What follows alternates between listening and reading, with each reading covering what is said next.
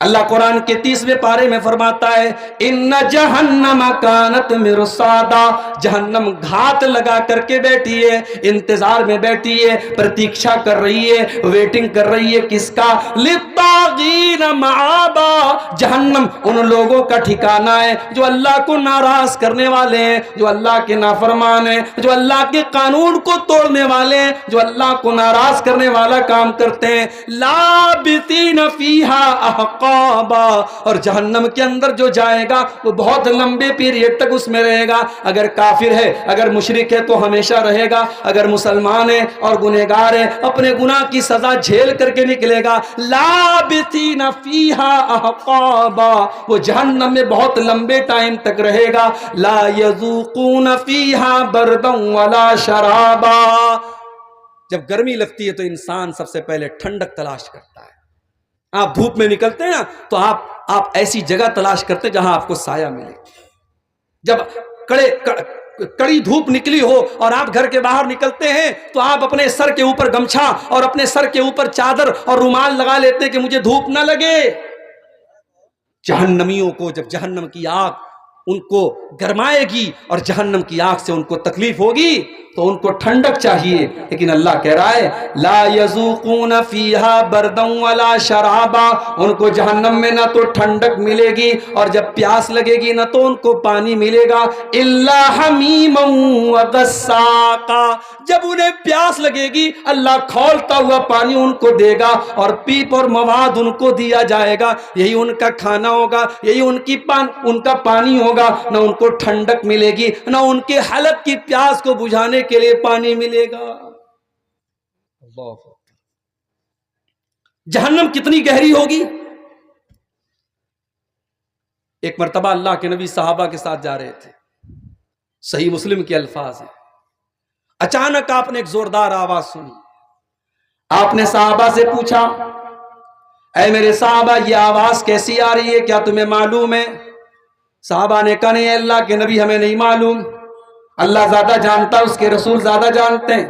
آپ نے فرمایا ھذا حجر رمی بہ فی النار منذ 70 خریفا، اے میرے صحابہ یہ ایک پتھر کے گرنے کی آواز ہے جو 70 سال پہلے جہنم میں گرایا گیا تھا، فہو ینتہی الآن الی قارھا، جو جہنم میں جو پتھر 70 سال پہلے گرایا گیا تھا 70 سال کے بعد آج وہ اس کی تہ تک گیا ہے، آج اس کی گہرائی تک گیا ہے۔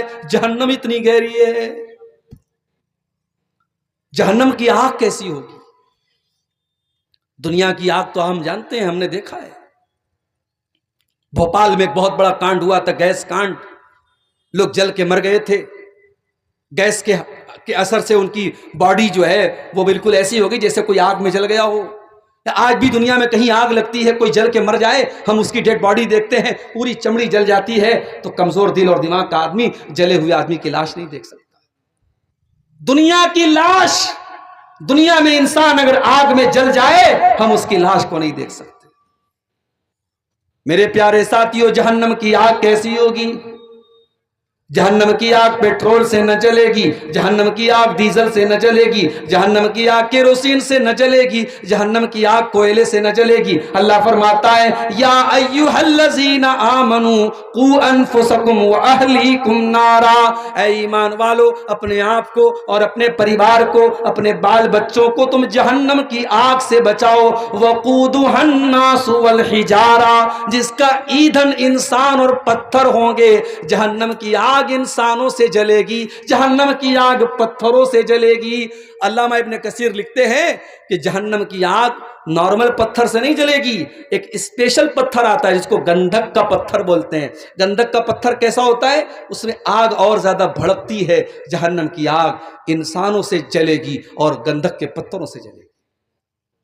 علیہا ملائکۃ غلاظ شداد لا یعصون اللہ، اور جہنم کے جو چوکیدار ہوں گے، جہنم کے جو نگرانی کرنے والے فرشتے ہوں گے، وہ بڑے سخت ہوں گے، بڑے ٹائٹ ہوں گے، وہ کسی کے ساتھ کوئی مروت نہیں کریں گے، وہ رشوت لینے والے نہیں ہوں گے، وہ کچھ لے دے کر کے بات ختم کرنے والے نہیں ہوں گے، وہ تو اللہ تعالیٰ کی وہ ایسی مخلوق ہوں گے، لا یاسون اللہ ما امرہم، اللہ نے جو حکم دے دیا اس حکم سے وہ نہ آگے ہو سکتے ہیں نہ پیچھے ہو سکتے ہیں، وہ اللہ کے ہر حکم کی فرما برداری کرنے والے ہوں گے۔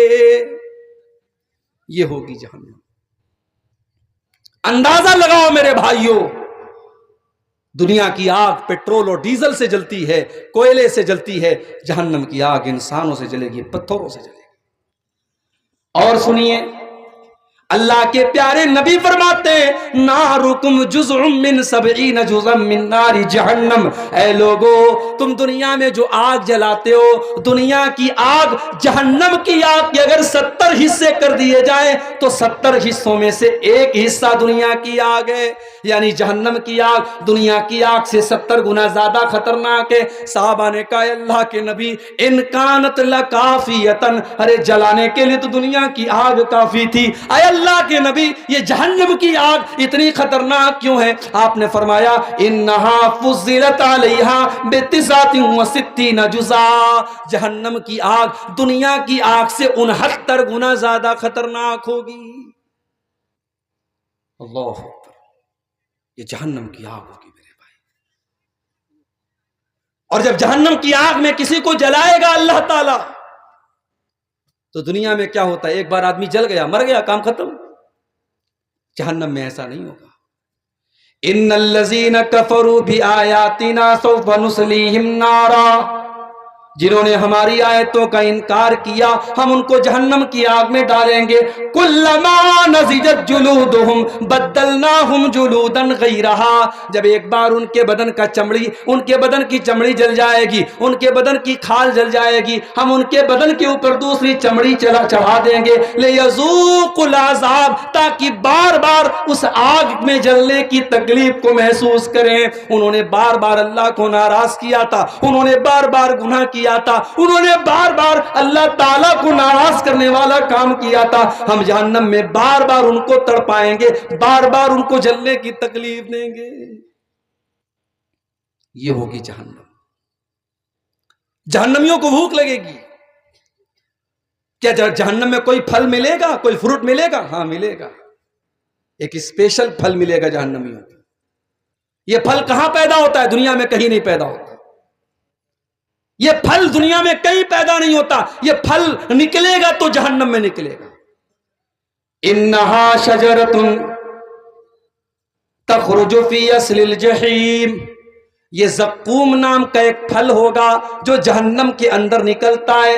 طلعھا کانہ رؤوس الشیاطین، جو دیکھنے میں اتنا بھیانک ہوگا کہ دیکھ کر کے ایسا لگے گا جیسے شیطانوں کا سر ہے، اور اس کو جب جہنمی کھائیں گے وہ ان کے حلق میں جا کر کے آگ کی طرح جلے گا۔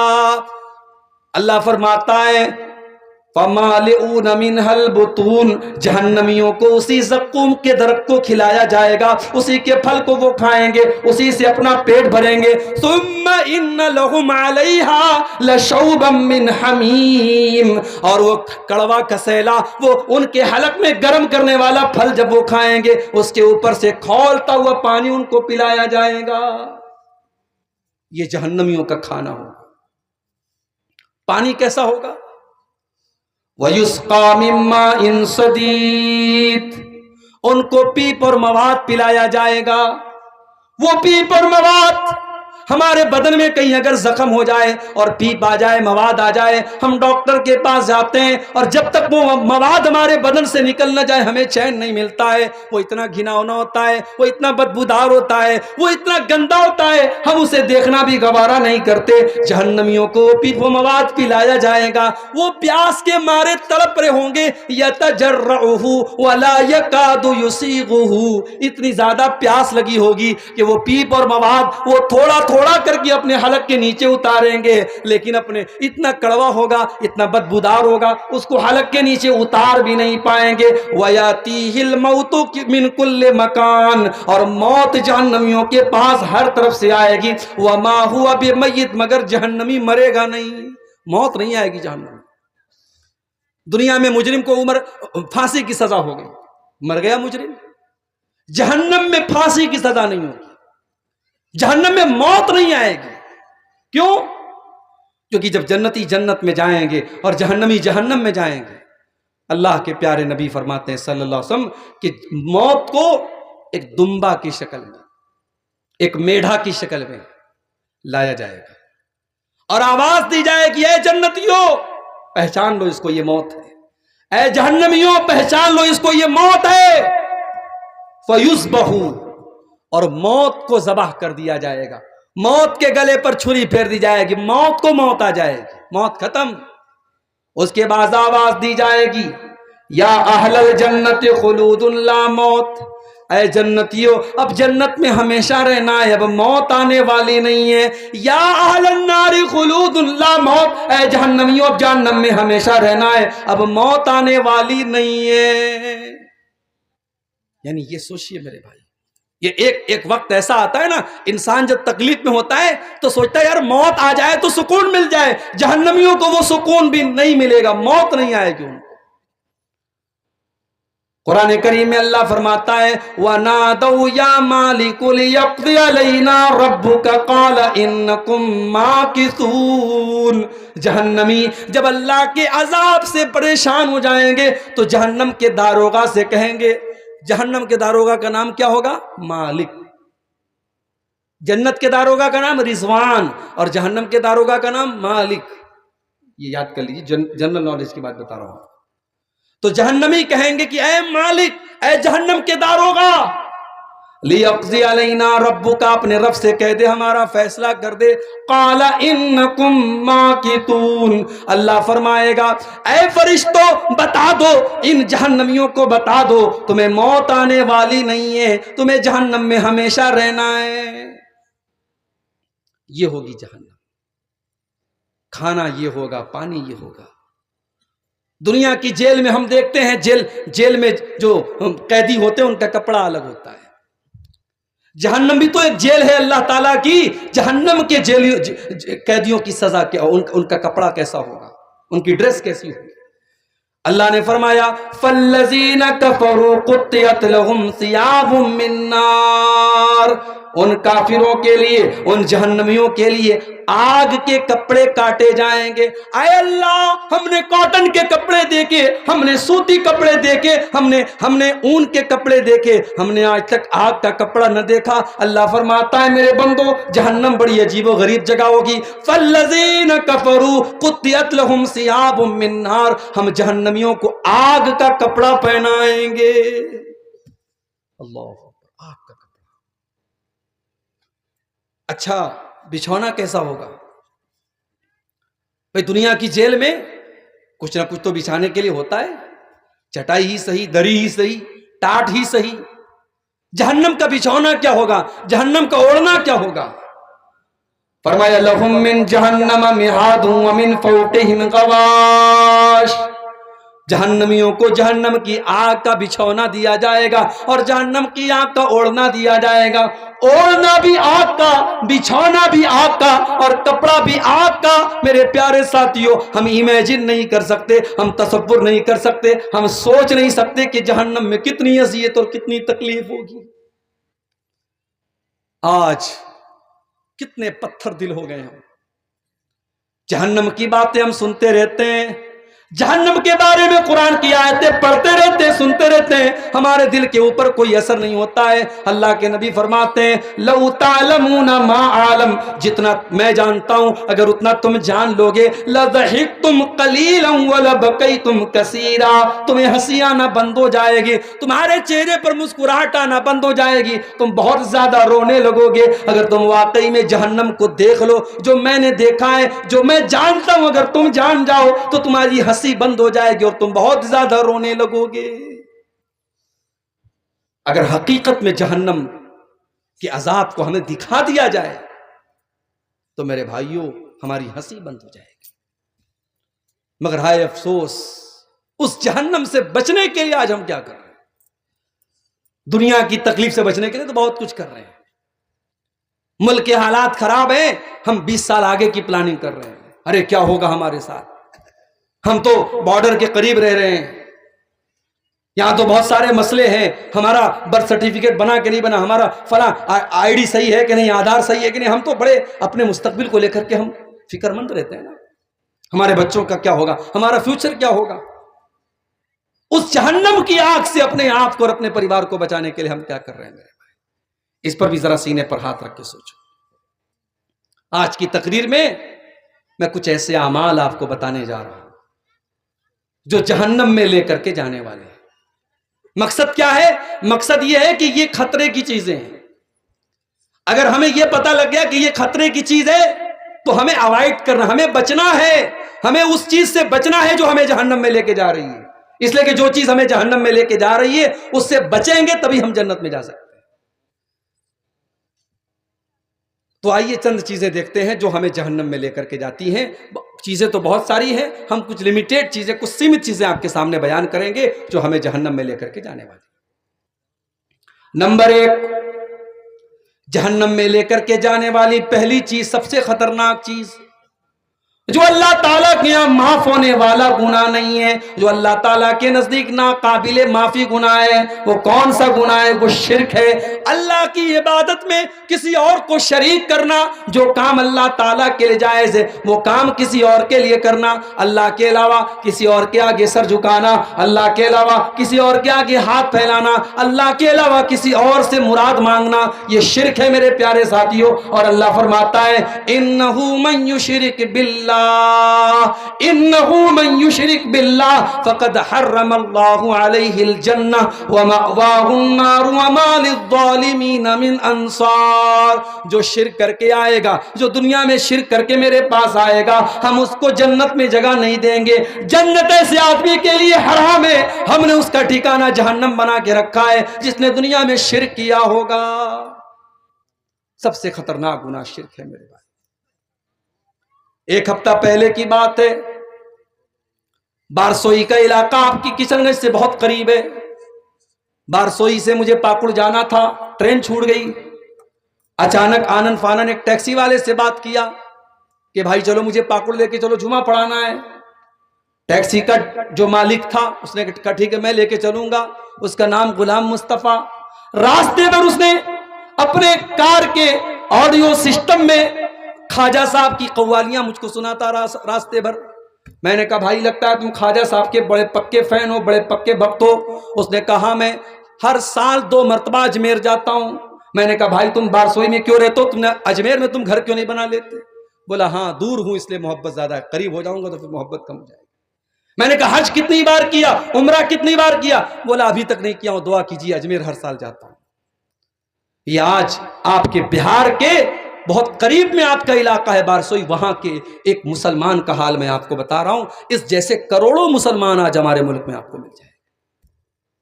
ان کی تمنا اللہ کا گھر دیکھنے کی نہیں ہے، ان کی تمنا اجمیر جانے کی ہے. کیوں؟ کیونکہ ان کو یہ سکھایا گیا ہے کہ ہمارے لیے یہی کافی ہے، ہمیں خواجہ معین الدین چشتی اجمیری ہی ہمارے غریب نواز ہیں اور یہی ہماری بگڑی بناتے ہیں.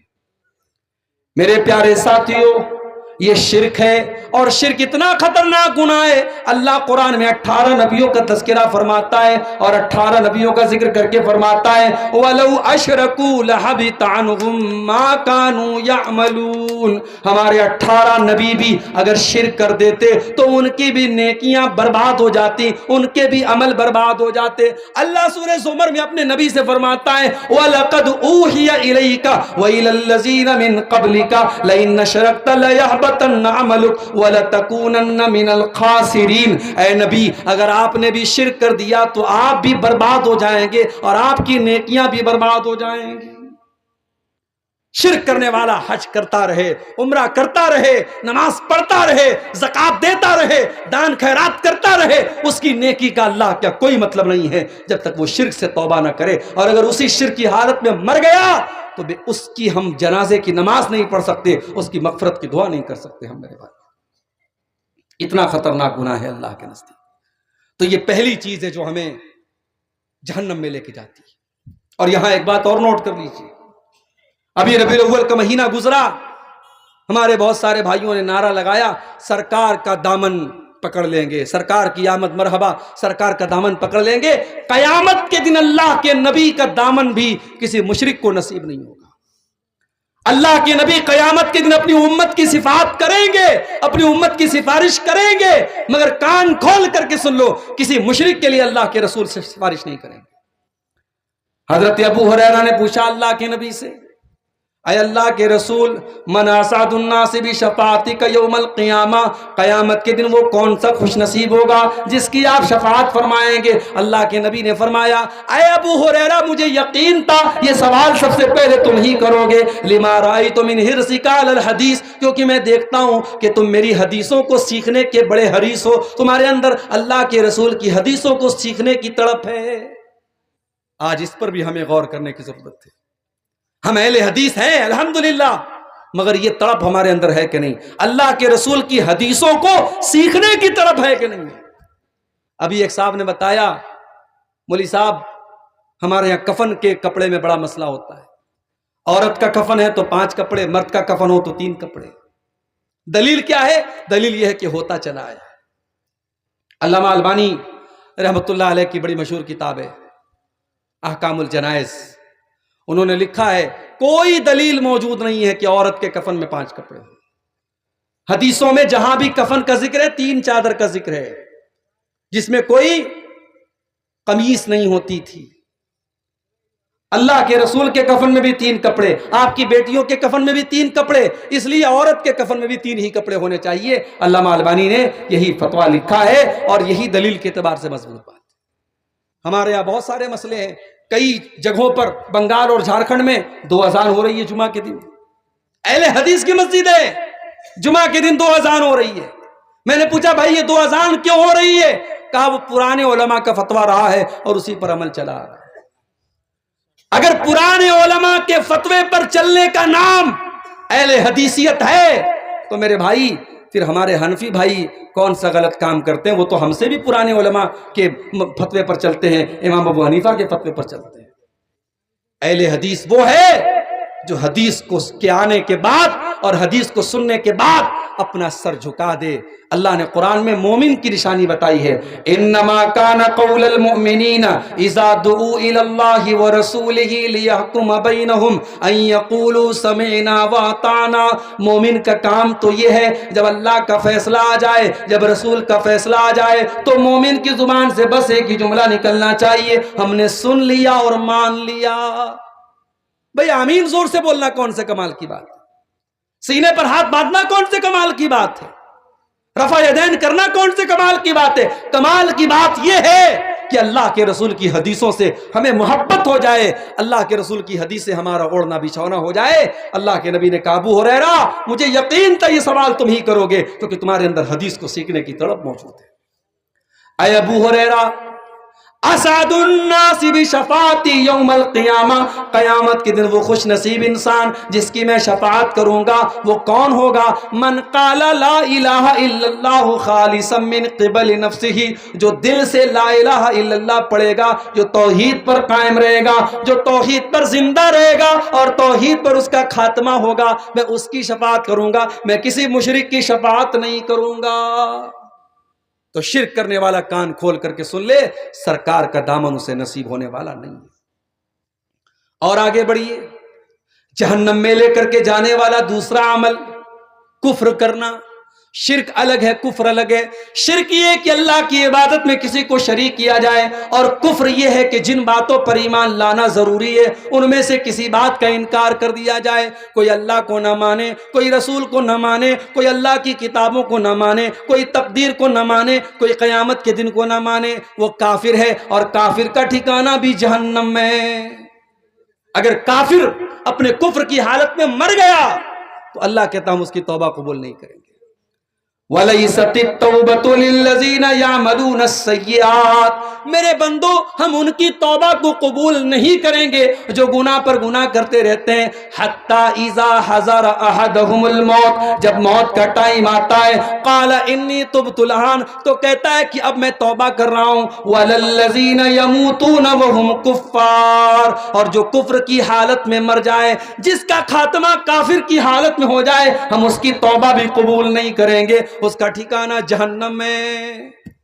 تو کفر اگر کوئی کرتا ہے اس کا ٹھکانہ بھی جہنم ہے. اور آگے بڑھیے.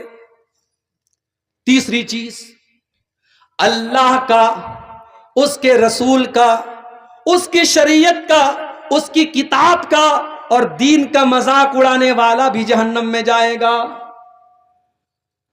بعض لوگوں کو دیکھتا ہوں، کوئی جوک آیا ان کے واٹس ایپ پر، جہنم کے اوپر جوک ہے، جنت کے اوپر جوک ہے، اس جوک کو فارورڈ کر رہا ہے. کان کھول کر کے سن لو، جنت کوئی مذاق اڑانے کی چیز نہیں ہے، جہنم کوئی مذاق اڑانے کی چیز نہیں ہے. جنت اور جہنم کا مذاق اڑانے والا کان کھول کر کے سن لے، یہ چیز اتنی خطرناک ہے آپ کو ایمان سے خارج کر سکتی ہے.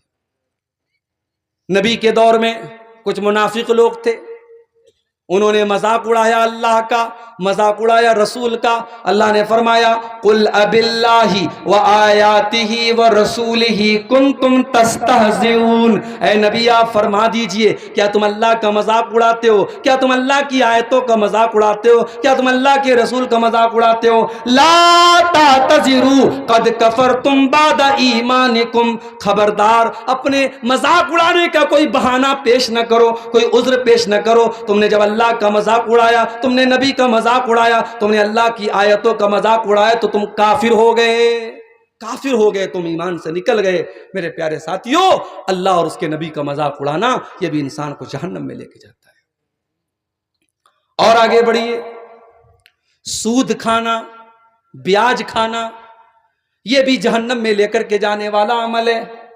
اللہ کے نبی فرماتے ہیں اجتنبوا السبع الموبقات، 7 ہلاک کر دینے والے گناہوں سے بچو. ان 7 گناہوں میں آپ نے فرمایا وَأَكْلُ الرِّبَا، سود اور بیاج کا کھانا. سود اور بیاج کا کھانا یہ بھی اللہ تعالیٰ کو ناراض کرنے والا اور ہلاک کرنے والا اور جہنم میں لے کر کے جانے والا عمل ہے.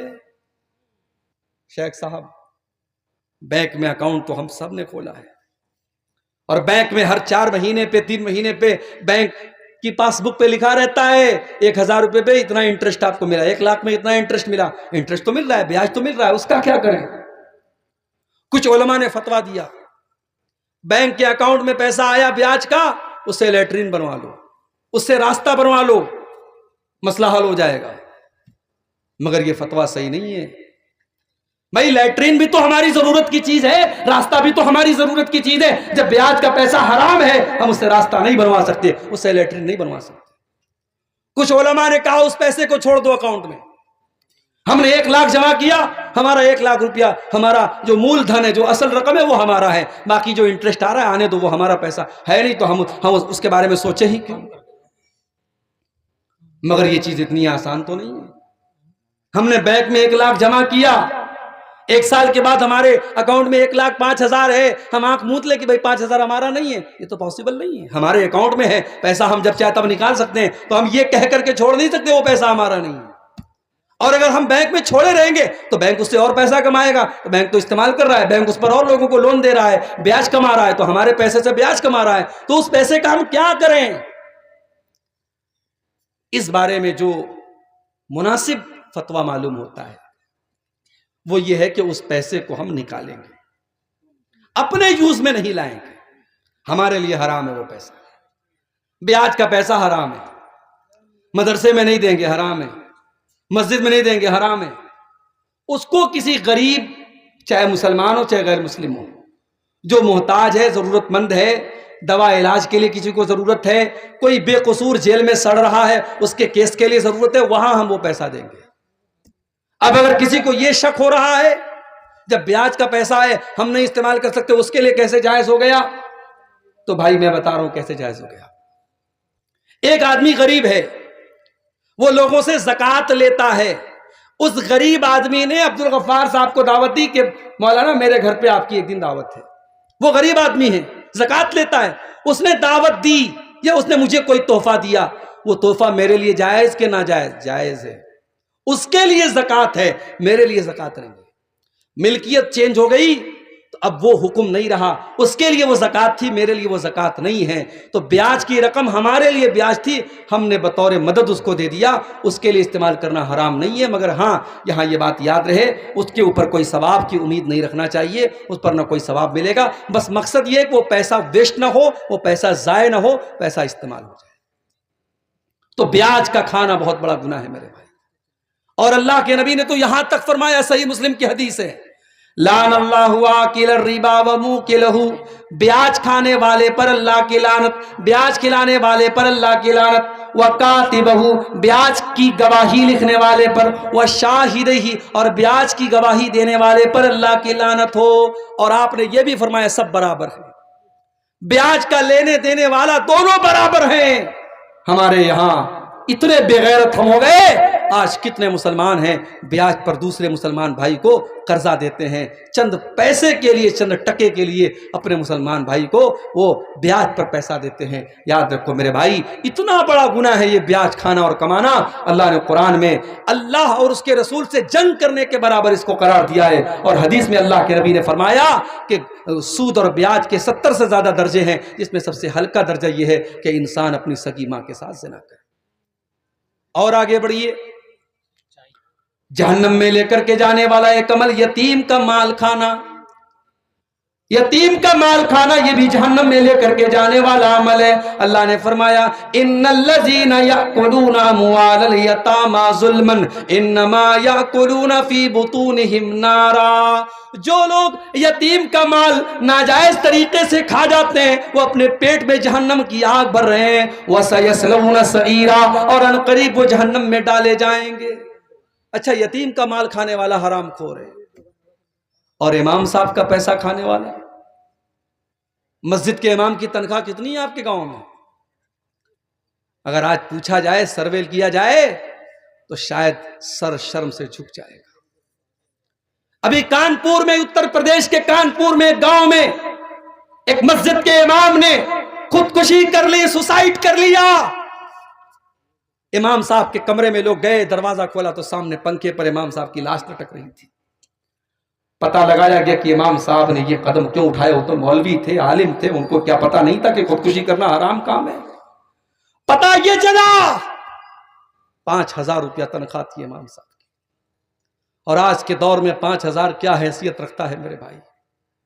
امام صاحب کو اپنا پریوار بھی چلانا تھا، بیچارے بہار کے، جھارکھنڈ کے کہیں رہے ہوں گے، وہ اپنے پریوار کو کیا دیتے رہے ہوں گے، خود کیا کھاتے رہے ہوں گے؟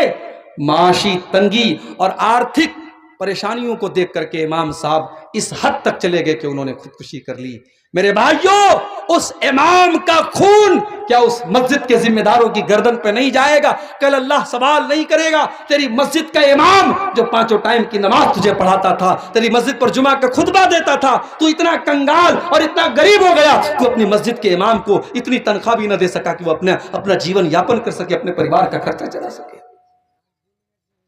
میرے بھائیوں، ایک معمولی مزدور، مزدوری کرنے والے مزدور کی بھی کم سے کم روزانہ کی جو اس کی پگار ہوتی ہے، جو اس کا روزانہ کا محنتانہ ہوتا ہے، کم سے کم 400-500 روپیہ ہوتا ہے، اور آج 5,000 میں، 6,000 میں مسجدوں میں امامت کروائی جا رہی ہے۔ دنیا کی سب سے خطرناک ڈیوٹی لوگ کرواتے ہیں، پورا گاؤں مسجد میں فجر کی نماز میں نہ آئے کوئی مسئلہ نہیں ہے، امام صاحب اگر کسی دن فجر کی نماز میں نہیں آئے تو گاؤں کے ہر آدمی کو حق حاصل ہے امام صاحب کی گردن پکڑ کے پوچھے، امام صاحب آپ فجر میں کیوں نہیں آئے، فجر میں کیوں نہیں آئے؟ اتنی خطرناک یہ ڈیوٹی ہے، اور تنخواہ کتنی ہے؟ 5,000 روپیہ۔ شرم آنی چاہیے ہمیں اور آپ کو۔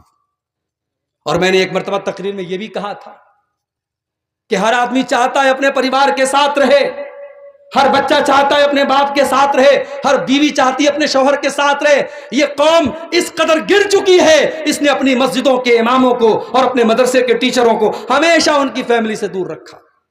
بڑے بڑے مدرسوں کی بات کر رہا ہوں، جو باہر کے ملکوں سے جہاں زکوٰۃ اور خیرات کا پیسہ آتا ہے، کروڑوں اور اربوں میں آتا ہے، ان مدرسوں کی بات کر رہا ہوں۔ انہوں نے اپنے ٹیچروں سے کہہ دیا ہے، صاحب ہمارے یہاں فیملی کوارٹر کا انتظام نہیں ہے، آپ کے رہنے کا انتظام ہے، فیملی کو نہیں رکھ سکتے آپ۔ بیچارے مولوی صاحب گاؤں سے کافی دور مدرسہ ہے، بیچارے مہینے میں 1 بار 2 بار کبھی گئے، بچوں سے مل لیے۔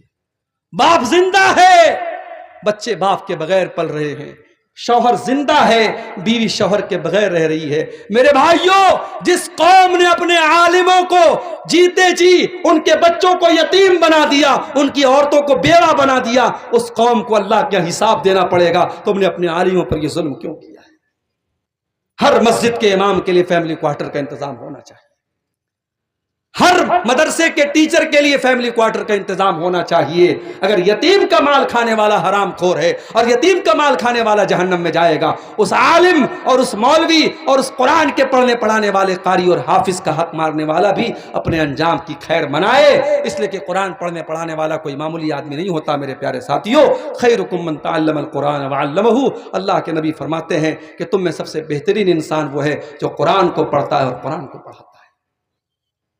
اور آگے بڑھیے، یتیم کا مال کھانے والا بھی جہنم میں جائے گا، زنا کرنے والا، بدکاری کرنے والا، حرام طریقے سے اپنے جسم کی خواہشات کو پورا کرنے والا بھی جہنم میں جائے گا۔ وَلَا تَقْرَبُوا الزِّنَا إِنَّهُ كَانَ فَاحِشَةً وَسَاءَ سَبِيلًا، اللہ نے فرمایا کہ اے میرے بندو، تم زنا کے قریب بھی نہ جانا۔ یہ نہیں فرمایا زنا مت کرو، کہا کہ زنا کے قریب بھی نہ جانا۔ ریلوے پٹری کے پاس لکھا رہتا ہے دور رہیے، بہت سپر فاسٹ گاڑی جانے والی ہے، ریلوے پٹری سے دور رہیے۔ کہیں کرنٹ اور خطرے کا نشان رہتا ہے تو دور سے لکھا رہتا ہے بڑے بڑے اچھروں میں کہ یہ خطرے کی چیز ہے، اس سے دور رہیے۔ اللہ نے کہا زنا سماج کے لیے اور سوسائٹی کے لیے بہت بڑا خطرہ ہے۔ وَلَا تَقْرَبُوا الزِّنَا، زنا کے قریب بھی نہ جانا، إِنَّهُ كَانَ فَاحِشَةً وَسَاءَ سَبِيلًا، یہ بڑا ہی گندا کام اور بڑا ہی برا راستہ ہے۔ ہم نے کیا کیا؟ ہم نے یہ کر دیا صاحب، شادی ہوگی تو 3 لاکھ روپیہ 4 لاکھ روپیہ جہیز کی ڈیمانڈ ہوگی۔ ابھی ایک صاحب بتانے لگے کٹیہار میں مجھے کہ ایک مولانا صاحب تھے، ان کی شادی کا ٹائم آیا، کسی نے کہا مولانا صاحب آپ تو مولانا ہیں، آپ تو جہیز مت دیجئے۔ بولے اپنی بہن کو میں نے 3 لاکھ روپیہ دیا، میں نے دیا ہے تو لوں کیوں نہ، میں نے دیا ہے تو میں لوں گا بھی۔ یہ سوچ ایک مولانا صاحب کی تھی۔ یہ پورا شیر آبادی برادری کا علاقہ، یہ پورا سیمانچل کا علاقہ، کتنے غریب باپ ہیں، بیٹیاں جوان ہو چکی ہیں، مزدوری کرتے ہیں، شادی کا ٹائم آتا ہے، لڑکے والے ڈیمانڈ کرتے ہیں، باپ زمین جائیداد کا کاغذ گروی رکھ کر کے لون لیتا ہے، بینک سے پیسہ لیتا ہے، قرضہ لیتا ہے، اپنا خون بیچ کر کے اپنی بیٹی کے جہیز کا انتظام کرتا ہے۔ میرے پیارے ساتھیوں، جس سماج میں نکاح کو اتنا مشکل کر دیا جائے، اس سماج میں زنا اگر آسان ہو گیا ہے تو کوئی حیرت کی بات نہیں ہے۔ میرے نبی نے زنا کو مشکل بنایا تھا، میرے اسلام نے زنا کو مشکل بنایا تھا، اتنا مشکل بنا دیا اگر کنوارا لڑکا زنا کرے، کنواری لڑکی زنا کرے تو قرآن کہتا ہے الزانیۃ والزانی فاجلدوا کل واحد منہما 100 جلدہ، زنا کرنے والے مردوں کو اور زنا کرنے والی عورتوں کو 100 کوڑے کی سزا دے دو۔ 100 کوڑے کی سزا زانی کو دی جائے گی اگر وہ کنوارا ہے، اور یہ 100 کوڑے کی سزا بھی کسی بند کمرے میں نہیں دی جائے گی۔ اللہ نے فرمایا وَلْيَشْهَدْ عَذَابَهُمَا طَائِفَةٌ مِّنَ الْمُؤْمِنِينَ، پبلک پلیس میں، ساروجنک استھل پر سب کے سامنے دی جائے گی تاکہ دنیا دیکھ لے زانی کی سزا کیا ہے۔ اور اگر زنا کرنے والا شادی شدہ ہے، وواہت ہے، آلریڈی اس کی بیوی ہے، آلریڈی اس کا شوہر ہے، اگر شادی شدہ مرد اور عورت زنا کرے تو اسلام تو اتنی کٹھور سزا بتاتا ہے کہ اس کو رجم کیا جائے، پھانسی نہیں دی جائے گی، گردن نہیں ماری جائے گی، اس کو رجم کیا جائے گا۔ رجم کا مطلب کیا ہوتا ہے؟ رجم کا مطلب پتھروں سے مار مار کے ختم کیا جائے گا۔ اور آج لوگ کہتے ہیں صاحب اسلام میں بڑی خراب یہ سزا ہے، اسلام میں یہ بڑی خراب سزا ہے، اتنی کٹھور سزا نہیں دینی چاہیے۔ مگر مجھے یاد آتا ہے راج ٹھاکرے کا اسٹیٹمنٹ آیا تھا جب دلی میں ایک کانڈ ہوا تھا اور چلتی بس میں رات میں ایک لڑکی کے ساتھ ریپ ہوا تھا، اور پورے بھارت میں میڈیا میں اس وقت بہت وہ معاملہ اچھلا تھا، تو اس وقت راج ٹھاکرے کا بیان آیا تھا کہ ریپ کیس ختم ہو جائیں گے اگر ہم وہ سزا دے دیں تو اسلام دیتا ہے پتھروں سے مار مار کے ختم کر دیا جائے، سزائے موت دے دی جائے۔ میرے پیارے ساتھیوں، لیکن یہاں ایک بات اور نوٹ کر لیجئے، بھارت کا قانون اور ہمارا संविधान یہ کہتا ہے اگر مرد اور عورت آپس کی سہمتی سے اگر تعلق بناتے ہیں اور آپس کی سہمتی سے اگر زنا کرتے ہیں تو اس میں کچھ بھی اپرادھ نہیں ہے، اس میں کوئی غیر قانونی کام نہیں ہے۔ کتنے ہوٹلز ہیں جو الاؤ کرتے ہیں اس طریقے کے جوڑوں کو جو بغیر شادی شدہ ہے، وہ کہتے ہیں ہمارے ہوٹل میں آپ آ سکتے ہیں۔ اس ہندوستانی قانون میں، ہمارے بھارت کے لاء میں یہ کوئی اپرادھ نہیں ہے، مگر اسلام کے لاء میں اور اسلام کے قانون میں اگر کوئی مرد اور عورت شادی شدہ نہیں ہے، ایک دوسرے کے نکاح میں نہیں ہے، اور ایک دوسرے سے اگر وہ بدکاری کرتے ہیں، چاہے وہ آپس کی سہمتی سے ہی کرتے ہوں، وہ زنا مانا جائے گا۔ اور یہ زنا اتنا خطرناک گناہ ہے میرے پیارے ساتھیوں کہ اللہ کے نبی جب ایک مرتبہ آپ نے فجر کی نماز پڑھائی اور آپ کی عادت تھی فجر کی نماز کے بعد آپ صحابہ سے کہتے تھے تم نے اگر کوئی خواب دیکھا ہو تو تم بیان کرو۔ کبھی صحابہ اپنا خواب بیان کرتے تھے، کبھی اللہ کے نبی اپنا خواب بیان کرتے تھے۔ ایک مرتبہ اللہ کے نبی نے کہا میں نے خواب دیکھا کہ دو فرشتے آئے اور مجھے لے کے گئے اور میں نے مختلف چیزوں کا منظر دیکھا۔ میں نے ایک جگہ دیکھا ایک تندور ہے اور تندور کے اندر آگ جل رہی ہے، اور میں نے جھانک کے دیکھا ننگے مرد اور ننگی عورتیں نظر آئیں، اور ان کے نیچے سے ان کی شرمگاہ کی طرف سے آگ کے شعلے ان کی شرمگاہ کے اندر جا رہے ہیں، ان کی باڈی کے اندر جا رہے ہیں، اور وہ چلا رہے ہیں، وہ چیخ رہے ہیں۔ میں نے فرشتوں سے پوچھا یہ کون لوگ ہیں؟ فرشتوں نے کہا رک جائیے ابھی ہم بتاتے ہیں۔ تھوڑی دیر کے بعد فرشتوں نے بتایا ہؤلاء الزنات والزوانی، اے اللہ کے نبی یہ زناکار مرد ہیں،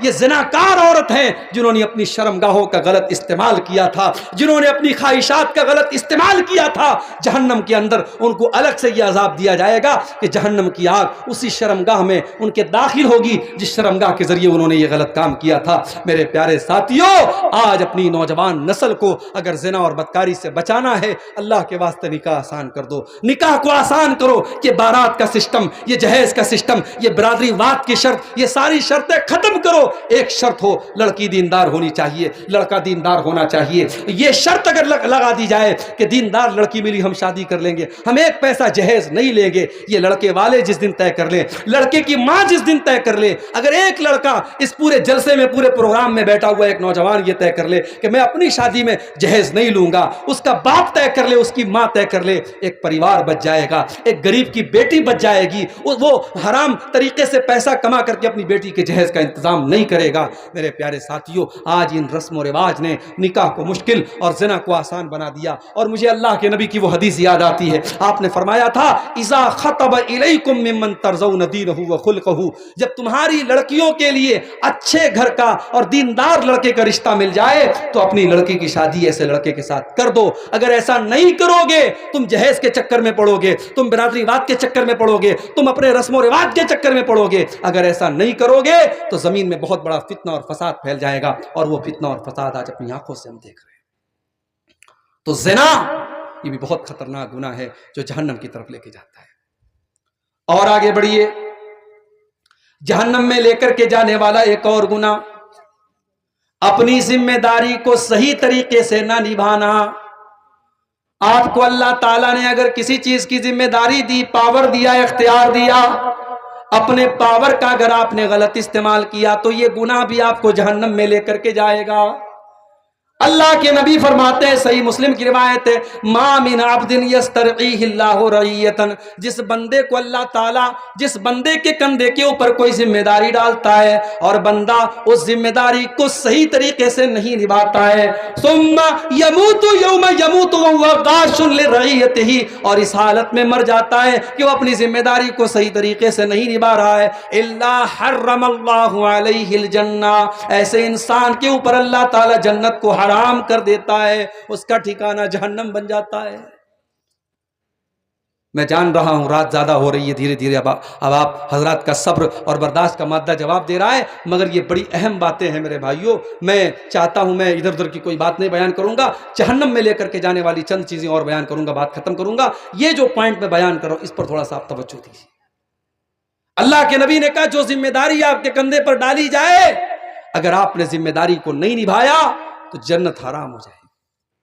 اب ذرا ہم سب غور کریں، ہم میں سے جو لوگ کسی لڑکی کے باپ ہیں، کسی لڑکے کے باپ ہیں، کوئی عورت کسی لڑکی کی ماں ہے، ظاہر ہے ماں کا ہونا یہ بھی ذمہ داری ہے، باپ کا ہونا یہ بھی ذمہ داری ہے، اولاد بھی ہمارے کندھے پر ایک ذمہ داری ہے۔ ہماری اولاد اگر غلط راستے پر جا رہی ہے، اگر بیٹیاں غلط راستے پر جا رہی ہیں، بیٹے غلط راستے پر جا رہے ہیں، اور باپ اپنی آنکھوں سے دیکھ رہا ہے اور باپ اپنے بیٹے کو بچانے کے لیے کوئی کام نہیں کر رہا ہے، اور ماں اپنی بیٹی کو بچانے کے لیے کوئی کام نہیں کر رہی ہے، اس کا مطلب کہ وہ اپنی ذمہ داری کو صحیح طریقے سے نہیں نبھا رہی ہے۔ اور اللہ کے نبی کیا فرما رہے ہیں؟ اگر اسی حالت میں آپ کی موت ہو گئی اور آپ نے باپ ہونے کا فرض نہ نبھایا، آپ نے ماں ہونے کا فرض نہیں نبھایا، الا حرم اللہ علیہ الجنہ، ایسے انسان کے اوپر جنت حرام ہو جائے گی۔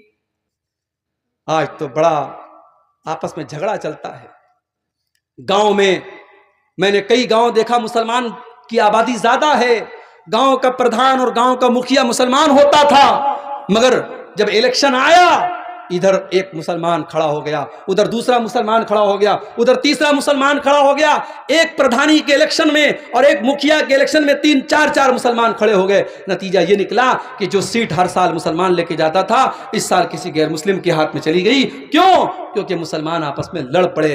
ہم عہدے اور کرسی کے لیے لڑ پڑتے ہیں۔ جمعیتوں کے چناؤ میں ہم دیکھتے ہیں بڑے گٹھ جوڑ ہوتے ہیں، مسجد کے متولی اور مدرسے کی مینجمنٹ کی کمیٹی میں بڑے گٹھ جوڑ ہوتے ہیں۔ میرے بھائیوں، اگر یہ عہدہ اور کرسی اور اقتدار جس کی لالچ میں انسان آج کتنے ہاتھ پیر مارتا ہے، اگر اس کو یہ پتا چل جائے کہ کتنی بڑی ذمہ داری ہے یہ عہدہ اور کتنی بڑی ذمہ داری ہے یہ اقتدار اور کرسی، تو شاید انسان اس کو لینا کبھی گوارا نہیں کرے گا۔ یہ آپ کے کندھے پر، اگر آپ کسی عہدے پر ہے، یہ عہدہ آپ کے کندھے پر اللہ کی طرف سے ایک ذمہ داری ہے، ایک امانت ہے، اور اگر اس امانت میں آپ نے خیانت کی ہے، اللہ کے نبی فرما رہے ہیں اسی حالت میں اگر مر گئے الا حرم اللہ علیہ الجنہ، اس انسان کے اوپر جنت حرام ہو جائے۔ اور آگے بڑھیے، تکبر کرنے والا بھی جہنم میں جائے گا۔ اب تکبر اور اہنکار اور گھمنڈ چاہے دولت کا ہو، چاہے شہرت کا ہو، چاہے نام کا ہو، چاہے علم کا ہو، کسی بھی طریقے کا تکبر اگر ہے، تکبر انسان کو جہنم میں لے کے جائے گا۔ اللہ کے نبی فرماتے ہیں لا يدخل الجنت من کان فی قلبہ مثقال ذرۃ من الکبر، جس کے دل میں ذرہ برابر بھی تکبر اور گھمنڈ ہوگا وہ جنت میں نہیں جائے گا۔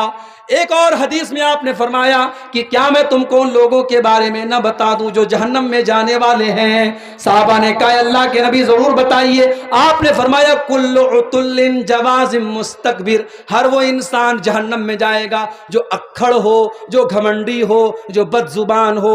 یہ 3 چیزیں اگر کسی کے اندر پائی جاتی، ایک تو اکھڑ ہے، ضدی ہے، اور دوسرے بد زبان ہے، اور تیسرے گھمنڈی ہے، یہ 3 چیزیں اگر کسی کے اندر ہیں وہ جہنم میں جائے گا۔ تکبر کرنا یہ فرعون کی نشانی ہے، تکبر کرنا ابو جہل کی نشانی ہے، تکبر کرنا ابلیس کی نشانی ہے، تکبر کرنا قارون کی نشانی ہے۔ میرے نبی اور نبی کے صحابہ ہمیشہ تکبر سے دور رہے۔ اللہ کے نبی ہمیشہ لوگوں کے ساتھ گھل مل کر کے رہے۔ کبھی آپ نے اپنے لیے پروٹوکال نہیں بنایا، کبھی آپ کے دروازے پر کوئی دربان نہیں کھڑا ہوا، کبھی آپ نے اپنے لیے لوگوں کو کھڑا ہونے کا حکم نہیں دیا۔ تو تکبر نہ کرو میرے پیارے ساتھیوں، تکبر سے اپنے آپ کو بچاؤ۔ اور تکبر کا اپوزٹ کیا ہے؟ تواضع۔ اپنے آپ کو چھوٹا بنا کے رکھو، اپنے آپ کو حقیر سمجھو، اپنے آپ کو معمولی سمجھو، اور جس دن آپ نے اپنے اندر تواضع پیدا کر لی، اللہ کے نبی فرماتے ہیں من تواضع للہ رفعہ اللہ، جس نے اللہ کے لیے اپنے اندر تواضع پیدا کر لیا، اپنے آپ کو چھوٹا بنا لیا، اللہ اس کو اور اونچا کر دے گا اور بلند کر دے گا۔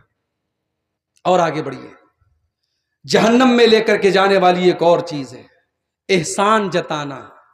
کسی کے ساتھ آپ نے کوئی نیکی کر دی، بھلائی کر دی، اب احسان جتا رہے ہیں، اس کو ذلیل کر رہے ہیں، اس کو بتا رہے ہیں میں نے تیرے ساتھ بہت بڑا احسان کیا تھا۔ اللہ کے نبی فرماتے ہیں ثلاثۃ لا يدخلون الجنہ، 3 لوگ ایسے ہیں جو جنت میں نہیں جائیں گے، المنان احسان جتانے والا، والعاق رشتہ کاٹنے والا، ومدمن الخمر اور شراب کا عادی انسان، جس کو شراب کی لت لگ جائے، جو شراب کا عادی ہو جائے، ایسا انسان جنت میں نہیں جائے گا۔ اسی طریقے سے میرے بھائیوں ایک اور چیز ہے جو ہمیں اور آپ کو جہنم میں لے کے جا سکتی ہے، اللہ ہماری حفاظت کرے، اور وہ چیز ہے بے غیرتی۔